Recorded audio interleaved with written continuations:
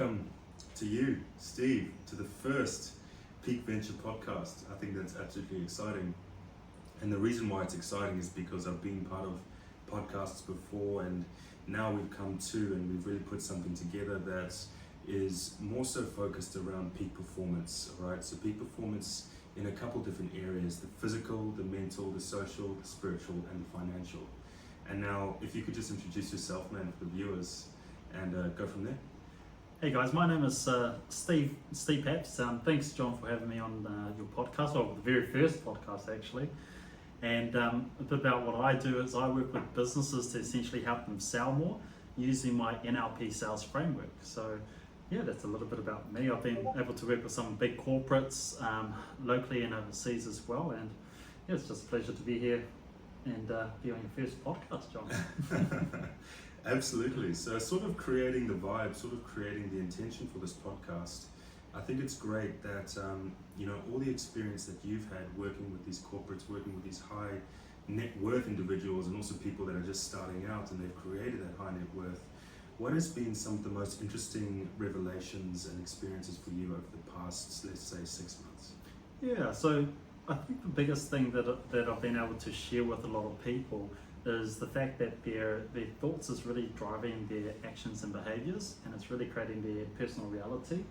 And when we get ourselves out of the way, we're able to essentially achieve a lot more than we actually may think. And interesting enough, I actually had a conversation with someone beforehand who owns his own business this morning, and that's really what he was saying. He said, I'm just getting in my own way, and that's stopping me from actually getting more out of my business. And and just getting that awareness around that you can have a thought, but you don't have to give energy to the thought. And if you can make sure that whatever the intention you had, that the energy that is behind that thought is, as you could say, there's a clear match, right? Like if you say, I want to be happy, but the energy that you're sending behind it is unhappiness or unworthiness, then essentially there's a disconnection, and therefore you won't be able to ever experience happiness, right? So same thing relates to sales. If you don't believe that you're good enough based on past experiences, then that's the energy that's really driving your business, right? The lifeblood of your business. Then essentially you're not going to be getting the results that you want in your life. Thoughts definitely become things, right? 100%. So the positive thought equals a positive feeling, and a positive vibration, and a positive action, and then a positive result. And that essentially is what supports the following thought, and then it comes into the system, and then all things start to happen for you. But it's interesting just listening to you speak. It's the exact same for a negative thought, a negative feeling, a negative vibration, a negative action, and negative results. And it goes. It's quite simple when you think about it, right? Like it's science. And obviously NLP, which I'm excited to hear more of from you, because that's sort of a specialty that I've seen you come into. So how's NLP looking for you? I was actually inspired by you could say one of my heroes that I've grown up with since I was a child, Tony Robbins. So I was listening to his audios when I was a little boy in the car on the way to school. My dad would be pumping that Power Hour cassette tape in my ears, and then fast forward to today, I never would have imagined that I'll be now using the same principles that Tony uses, which is NLP and a whole bunch of other personal development tools to now help businesses grow. So NLP is short for neuro-linguistic programming. It focuses on changing one's, you could say, internal landscape that's made up of their thoughts, emotions, beliefs that's driving their life, everything that they have in general. So we use NLP to tap into that subconscious part of an individual, and when you can literally change that subconscious part, everything else starts to completely change in their life. So that's what I use for two components when I work with my clients. Is firstly getting them to change who they are at a deep subconscious level, and then being able to use NLP in a unique way that they can influence and persuade whoever they're communicating with to want to buy from them. So it's a two-step process. It's getting clients to go through NLP for themselves to change who they are, and then getting them to then use it to influence their prospects to want to purchase from them. So there's different elements to NLP. It's not all about just changing your own personal beliefs. It's also, you can use that to change someone else's beliefs about yourself, your industry, or whatever it may be. Yeah, man. Wow, that's fascinating.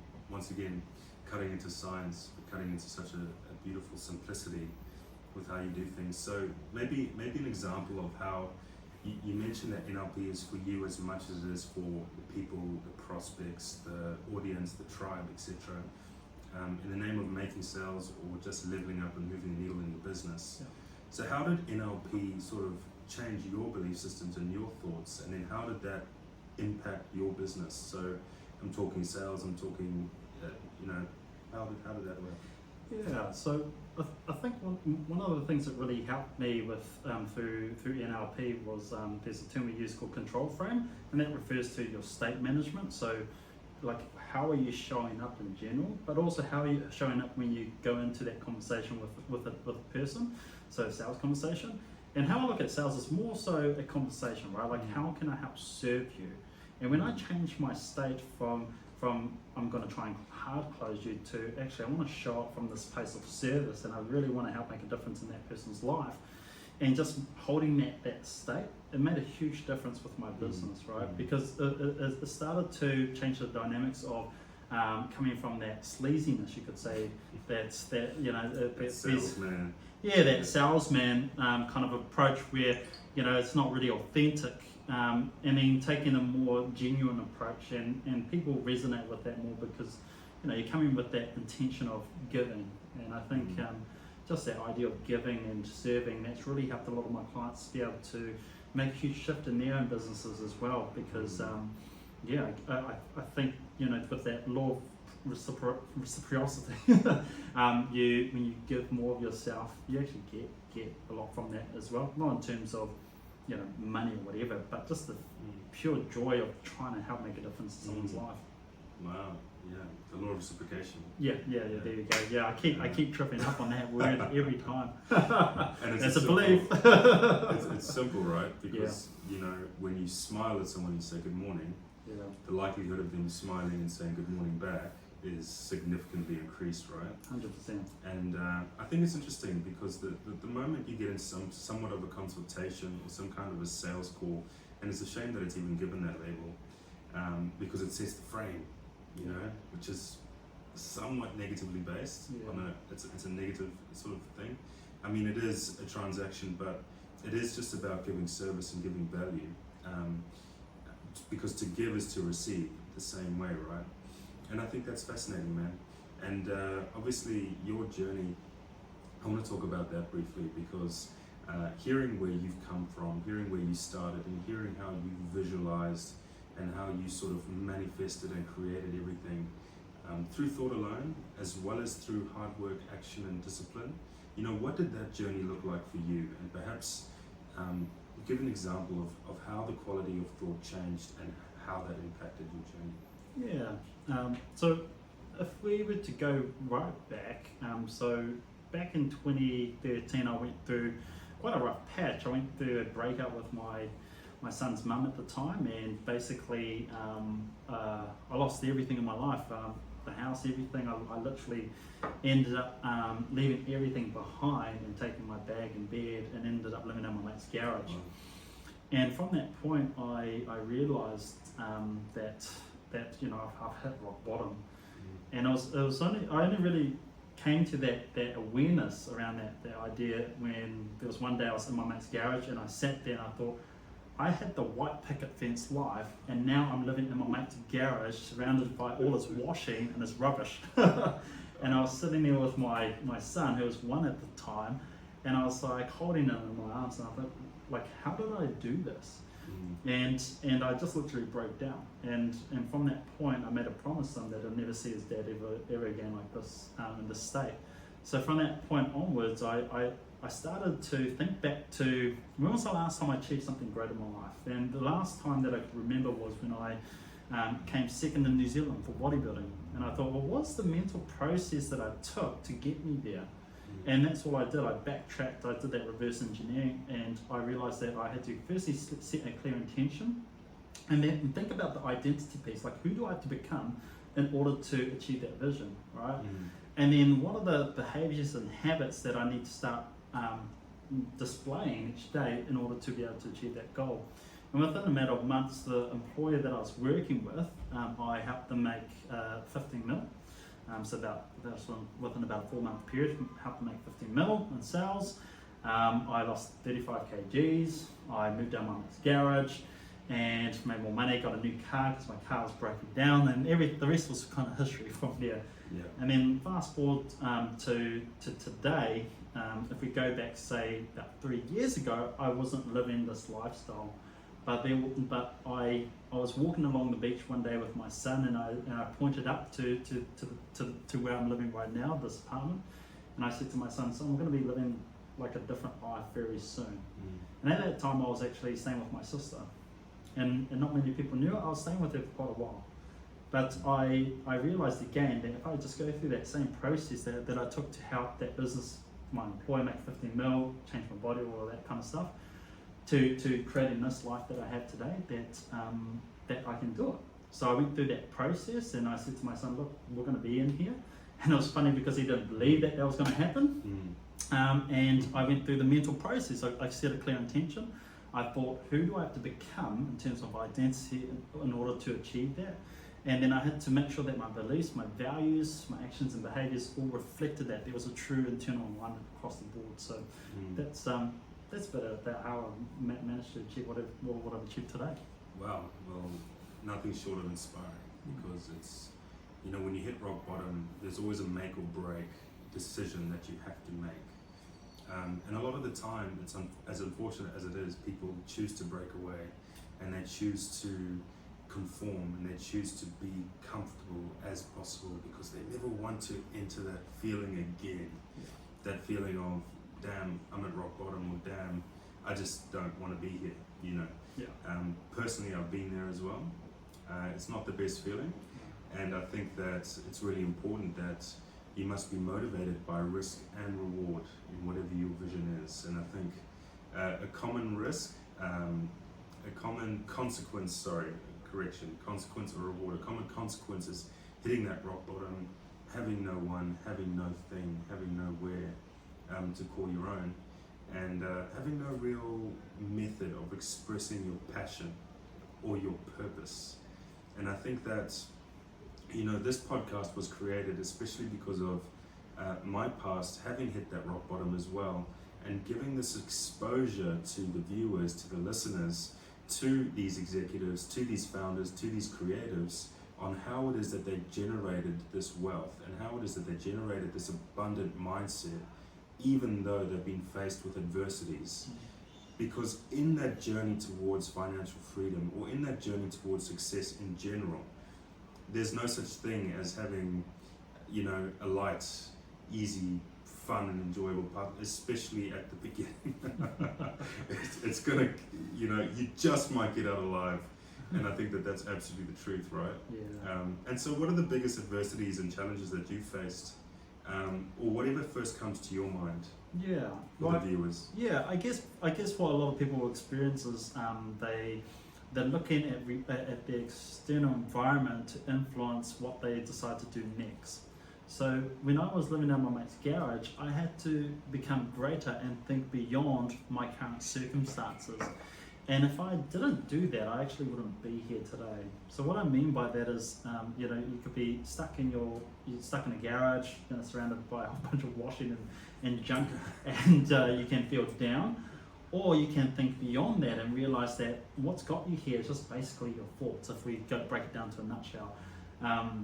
And the same thoughts that got you here, right? If you flip that on its back, the opposite thoughts can get you out of here.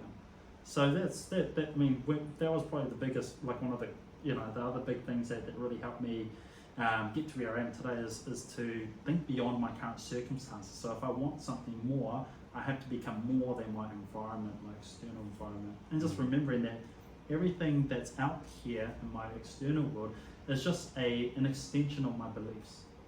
So if I understand that my environment's actually teaching me something about myself in terms of my beliefs and my thought patterns, then I'm self-taught, right? I'm self-teaching myself what I need to is change within in order to create a different mirror, different image out here. So yeah, that's interesting. And I think, you know, for people that are not necessarily familiar with the language, you know, what I love asking people, what is reality? What do you refer to as reality? Yeah. And it's always the touch, it's always the sight. What I see is real. What I see is what exists, and that's about the extent of it. There's nothing more to it. What I smell, what I can taste, it's all real. But you just refer to the external reality as a mirror. So the mirror is reflecting, of course, the opposite, which is your internal reality. And that obviously determines how you feel and how you think, and ultimately what you receive and experience. And obviously that's just so valuable to constantly remind yourself, and to stop actually pointing the finger in your life, right? And referring to this external for happiness or validation. It's a terrible trap, right? Oh, 100%. You know, and I was talking to someone before this about this whole idea is that, you know, when you really understand that the cause to the effect is always you. It's never anything in your environment. That your environment's actually teaching you, it's actually revealing something to you about yourself. Where if it's creating this friction or resistance, that's an area in your life that you can that you need to reconcile in, you need to let go of, and until you reconcile in that area, your life will continue to perpetuate different circumstances or people into your life to keep saying, hey, you're not dealing with this. That's a red flag from life. Hey, you need to deal with this. This is an opportunity for growth. And if we can look at life and different things that's occurring within it as an opportunity for growth rather than a negative, then there's a lot of you could say freedom, you know, from that level, in that level of awareness. Yeah, you must, to change your character, right, is to change your identity and your personality, your personal reality, right? You definitely have to break away from those old thought patterns, because that's what's got your life going on in a loop. And it's ultimately what's determining what's now your predictable future. So life will continue to go on in a loop. The same challenges, the same red flags will be, but it'll be normal, right? Yes. And you kind of just accept it as the normal. And it's like when I was running a 5-day sales accelerator recently, and I was saying to the businesses that was on it, I said, you know, how you think and how you act and how you feel, that creates your personality, or you can say your identity, and your identity is what creates your personal reality. And if you're thinking that you can change your personal reality with the same personality, then you're wrong. That's insanity, right? Yeah. You can't keep doing the same stuff to get a different result, right? You have to literally become someone different. And I think that's where even what I was saying to the person that I was in the conversation with before this was, you have to get comfortable with being someone different, that uncomfortableness. You know, you're going to be doing stuff that you're not used to, and you have to be just okay with that. Yeah. You know, just like someone who's starting off the gym and they haven't trained for, you know, years. You know, it's going to feel uncomfortable, but the more that you're consistent with, you know, doing different, you know, making different decisions that's leading to different behaviors, results, you're going to start to be comfortable with the unknown. You know, what lies on the other side there. Amazing. Well, that's so valuable, because it takes, I mean, how much time has it taken for you to get to this point in your career? All of that learning, all of that experience is just valuable to take on board. So amongst a busy, here's another question, right? Amongst a busy work life, working with people all around the world, with all these different goals, how do you find like a balance? Because I find that people are intimidated by going to the gym the first time because they're unhappy. People are intimidated by starting a business because they don't understand the fundamental truth behind the work-life balance and behind the structuring. So how would you answer that question? Well, I think it's making sure that you're prioritizing and you're giving your energy to the things that is in alignment with the big picture, right? So if you look at your day and you really think about, what am I actually doing? What am I actually allocating my time towards? Then you'll see literally that half the time most people tend to procrastinate, and procrastination is one of the things that I work quite a bit with some of my one-on-one clients with, because that's, once you can get through that block, that mental block, you're able to achieve quite a lot, not just with your business but in other areas. So what I get people to do is focus on, because procrastination is really around values, like what do you really value, right? So when it comes to sales, people procrastinate picking up the phone. But when you focus on not the task at hand, but the end value that you get from it, being financial freedom or security or impact or whatever it may be, you focus on the end value, that being the why, that will drive you, motivate you to want to actually take action, right? So I don't think there is ever something where, like, you can say I'm fully balanced, but I can definitely say that you can get to that point where you feel like you're living in alignment with your vision, your values, all of that. But it's just really making sure that you're doing something that you love, and I've worked with so many people around this, and just ask them, do you love what you do? And most people say no. And they're willing to give up their time and energy to continue doing that, right? And if you think about how many hours we spend in our work for a week, 40 to 60 hours with different people, plus it's no wonder they wake up in the morning thinking, I don't feel energized. I don't feel in love with my life, because the majority of us spent doing something that I want to do. So if you think about what is it that you love, and you just work towards making that happen every day, you'll find your balance in that space, I think. Yeah. Because you're doing what you love, you're doing what energizes you, and just making sure that it makes not only a difference in your life, but makes a difference in other people's lives. And then you obviously come across this beautiful thing called flow. And flow is flow. Flow is a science. It's just for everyone, a simultaneous release of chemicals in the brain where you're induced mentally, physically, you're induced in all manners. And you can run twice as fast, you're twice as sexy, just like myself. And yeah, you can just concentrate. There's a high capacity for learning. So as we close out this particular episode, and firstly I want to thank you again for being part of this this first episode for Peak Venture. What would you say to leave with everyone? What could they do now to change the trajectory in their life or business? Maybe they have both. Peak Venture is focused on all elements of life. It's about being a peak performer. So to change the trajectory, what would you say? What would you leave with them? Yeah, so there's a framework we use in NLP called the logical levels of change, and it's a 6-step framework. So the first part is vision, so that's the top of the first level of change. And if you get clear on like what would make you happy, right? Like what's the big picture, right? Forget about the doubts that surround it. For example, if you want to be, say, a top speaker in the world, and you have this doubt coming in saying, oh, there's so much competition, you need to let go of that, right? Just get really crystal clear on what that looks like.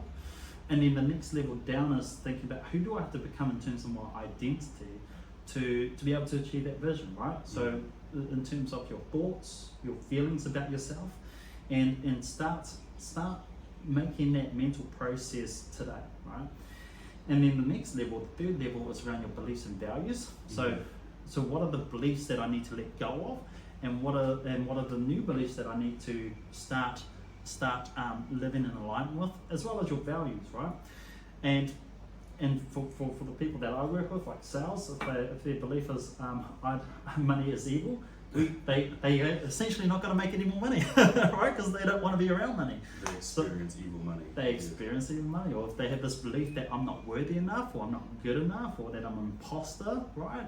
then you have to let that part go in order to be able to create more growth in whatever area of your life. So that's the third level, beliefs and values, changing that to make sure it's in alignment with the identity and the vision. And then the next level down is capability. So what skills do I need to acquire in order to achieve the vision? And then also the next one down is behaviors. What behaviors do I need to start demonstrating in order to be able to achieve my vision? And then the last one is environment. Who do I have to who can I start spending time with, and maybe spending less time with, that will help support my achievement, whatever the vision may be. And when you have a true alignment between those 6 levels, that's how you really achieve the goal long term. It's not like when someone loses weight at the end of an 8-week challenge and then they go back to square one in 3 months' time. The reason why they go back is because they haven't created a full internal alignment. They've just made some conscious changes. They haven't gone to the deep subconscious parts, being their identity and beliefs and values. So if you make those changes, which we do through NLP, it's transformative. It ripples out into all areas of life. So highly recommend going through those 6 levels of change and create whatever life that you truly want to create. Well, yeah, just to sign out, I think it's always good to frame it, because change is uncomfortable. That's because we are programmed to our very core, to our DNA, to be in this state where we're familiar with everything going on. And I think this refers now to the good old saying, if it was easy, everyone would do it. Yeah. It's uncomfortable approaching, and changing such deep levels of who you are, because you're now entering this void, this unknown, and the unknown is unpredictable, and the unknown might kill you. That's essentially what it comes down to in there, right? It might kill you. And in this day and age, yes, you can still die, but it's not going to kill you, I can guarantee you that. So it's important just to, be amongst this energy now, being an abundant energy, and take some actionable steps. 100%. Look at those values, look at those commitments, understand that your environment must complement your commitment as a greater self, and then you've got this recipe for success. These success factors are coming together and they're starting to work for you rather than against you. And isn't that a beautiful feeling? When things start happening for you and not to you, and then you realize how easy it was the whole time. Yeah. But we were blinded by it. Yeah. And I think when people realize, just in general, that everything is always happening for you and not to you, right? Like that's just happening, right? And if you don't see, some of the things that's creating resistance within as an opportunity for growth, an area to reconcile, and think, you're always going to be victim to circumstances, right? So I think, just making sure that, like you said, seeing everything for what it really is. It's it's for you. There's a gift. There's a learning experience. I mean, absolutely. We always say in NLP, what's a positive learning experience we can take away from this experience? So I may not be able to get that answer in the moment, but later down the track, that's the beauty of hindsight. It'll find you. Yeah. All right. Well, I want to thank you again, Steve, for being part of this episode, and it's been incredibly valuable for everyone watching. This is the first episode for Peak Venture Podcast, and there'll obviously be many more, talking with executives, talking with founders, talking with CEOs and creatives in general across different industries, people who have walked different paths in life, and all of this perspective is to give you value and to help you move the needle and really level up that trajectory. So thank you, Steve, for being here, and look forward to sharing this